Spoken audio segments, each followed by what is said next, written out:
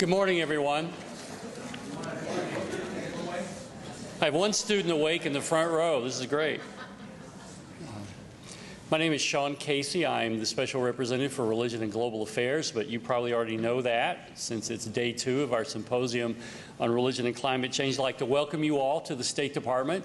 Our digs are a little different from Georgetown University's. I will not offer any commentary on the difference.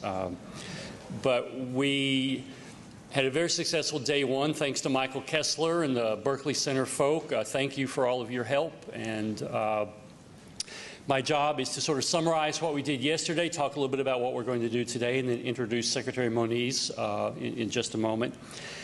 If you noticed, the structure of our 2 days reflects what I call the two-way street strategy of religion and global affairs here at the State Department when it comes to climate change. And that is, we believe it's a good thing for the State Department to hear from religious groups about their interest and motivation in mitigating climate change and helping people adapt to climate change. And likewise, it's good for religious communities to understand what's going on in the policy world with respect to those same equities and issues. Yesterday, we had really some robust, challenging, interesting discussions that were really, in many ways, sort of a preliminary or capsule view of a set of very complex conversations that are going on in civil society today. Karen Florini and I spoke a little bit about why religion and climate change matter, why both communities should interact with one another and learn from each other. We had a fascinating panel on the theological and ethical approaches to environmental issues.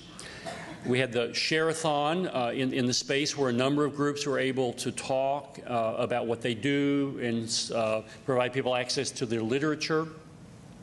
And then I think the last panel was particularly provocative when we talked about the nexus of climate change, sustainable development, and environmental justice, which showed, if nothing else, that the complex set of actors that perhaps have been historically stovepiped who are now coming together to address climate change, but to realize that as things like sustainable development and environmental justice interact with one another, we see that indeed fighting climate change is an enormously complex arena that requires variety of expertise, and we're not often trained on how to talk to one another. And certainly I think that's true when it comes to religious communities and the policy community with respect to climate change. So I'm hoping that if nothing else, our 2 days together can make us more adept at talking to one another and bridging these great symbolic and epistemological divides if we're going to find a way to truly effectively address climate change in all of its complexity. Today, we pivot to a set of interactions with a variety of U.S. government officials. Yesterday, those of us who are theologically, religiously, and philosophically inclined got to have sort of a nerd-a-thon, if you will, as my children often say when they listen to me talk. But today, we're pivoting to more policy-oriented voices, and I think that's the two-way street I'm talking about here in the Office of Religion and Global Affairs.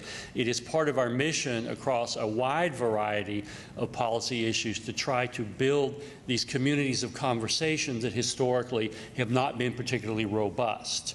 I think the new moment we have today is that in this administration, we in fact are trying to encourage this sort of interdisciplinary conversation among and across traditional silos and disciplines that frankly don't have a deep history of respecting and working with each other very well. So I'm thankful that you're here. It was interesting, unlike many conferences, Michael Kessler observed to me that as the day went on yesterday, our audience grew. Now, if you've gone to a lot of academic and sort of public policy conventions, the trend lines go the other direction. The longer the event goes on, the fewer and fewer people who show up and the more empty seats you find. But I think we actually had a larger head count by the end of that last panel than we did when we started earlier in the day with lunch in the first panel. So I'm greatly encouraged by that.